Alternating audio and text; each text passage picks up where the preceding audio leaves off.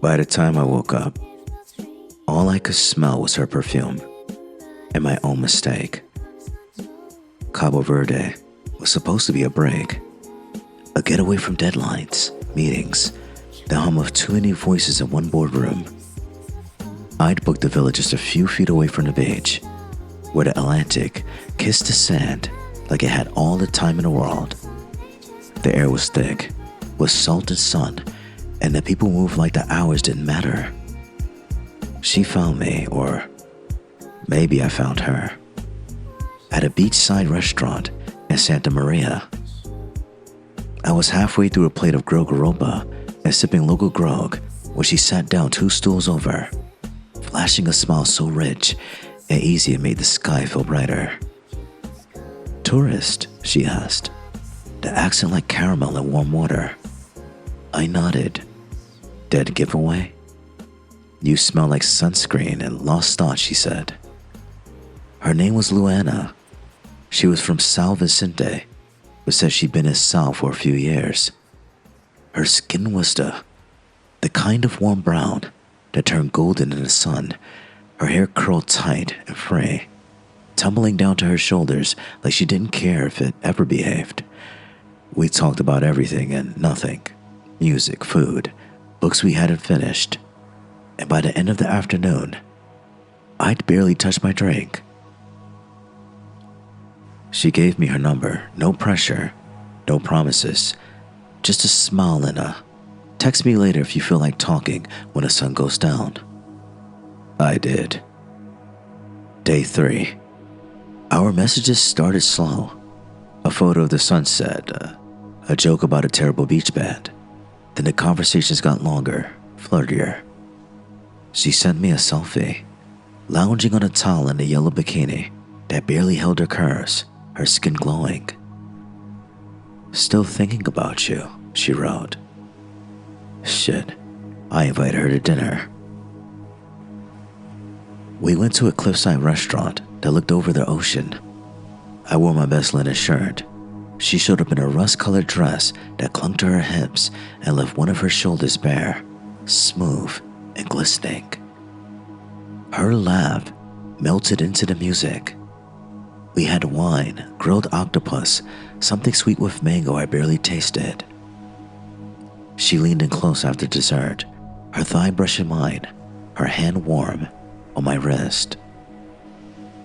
"You've been looking at me all night," she said. "Hard not to," she replied. "Then stop looking." And she kissed me. Back at my hotel, the hallway was too long, the elevator too slow. The moment the door shut behind us, she wrapped her arms around my neck and pressed her body into mine.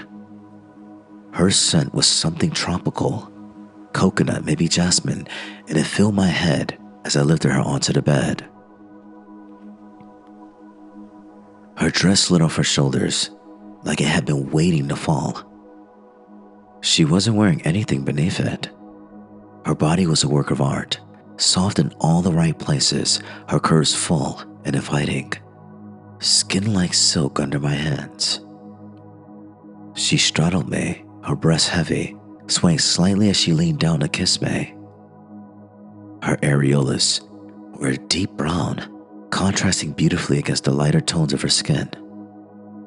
I couldn't stop touching her, tracing every inch of her with lips and hands. She moaned when I entered her back arching, her hips grinding down slow and confident. It wasn't just sex. It felt like heat and rhythm and some deeper, older kind of magic. We finished, tangled together, her cheek resting on my chest, her fingers idly drawing patterns on my ribs. Then she sat up, that wicked smile back. "Want a nightcap?" she said. She pulled a bottle from her purse, rum from Santiago. "Locals say it gives you strange dreams," she said. I took a sip, warm, sharp, sweet. She took off her earrings and straddled me again. Somewhere between her riding me the second time Her hands on my chest, her hair swaying around her face, and the warmth of rum burning through my veins. Something shifted. My limbs got heavy. I blinked and saw double. She was still moving, slower now, her voice a distant hum. "Just relax, baby," she whispered. "You're tired." The room twisted sideways.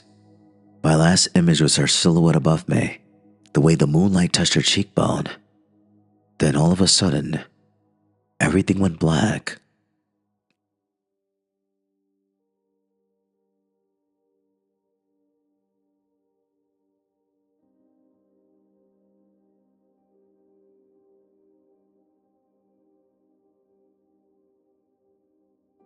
When I woke up, my throat was dry and my head pounded like a war drum. The sheets were tangled around my ankles, and the bed beside me was empty. Her perfume still lingered, a ghost of coconut and heat. I reached for my phone on the nightstand, but gone. My wallet, my watch, my necklace, even a new linen shirt I worn that night, gone. She left nothing but her scent, and a few bruises from where her nails had dug into my back. I stumbled to the lobby in the same swim shorts I worn earlier that day. The receptionist gave me a look that said, this wasn't the first time. "You met Luana?" he asked. I froze. Yeah. He sighed. "You're not the first. Won't be the last." Later, a local police officer half laughed when I reported it. Said she was probably part of a ring. They picked easy targets. Lonely guys, romantic types. Make you fall just deep enough. I checked her number. Disconnected. The selfie she sent me. All gone from the chat.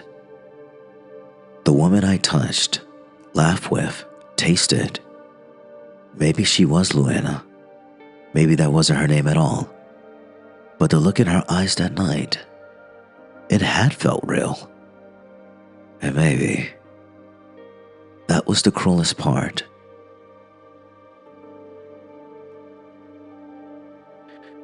I stayed 3 more days in Cabo Verde. Bought a cheap phone, avoided the beach bars, kept my distance from warm smiles. I stared at the ocean a lot, wondering if she'd ever feel a flicker of guilt. Probably not. Back home, I tell the story like a cautionary tale. Leave out the sex, the intimacy, the way I thought for a second she might have actually liked me. I act like I knew it was a scam the whole time. But sometimes, late at night, when I pour a glass of rum that burns the same way, I remember the way she looked on top of me, moonlight in her eyes, her skin glowing, and I wonder if she ever looked back, even once.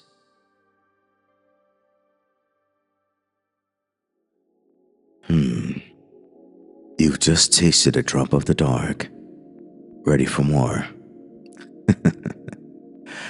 Subscribe to Amorous Sanctum and let the shadows pull you deeper into a world of forbidden fantasy and wicked romance. Have a dark desire you love to see unfold? Whisper it in the comments. We adore your imagination. Until we meet again, don't be afraid to crave.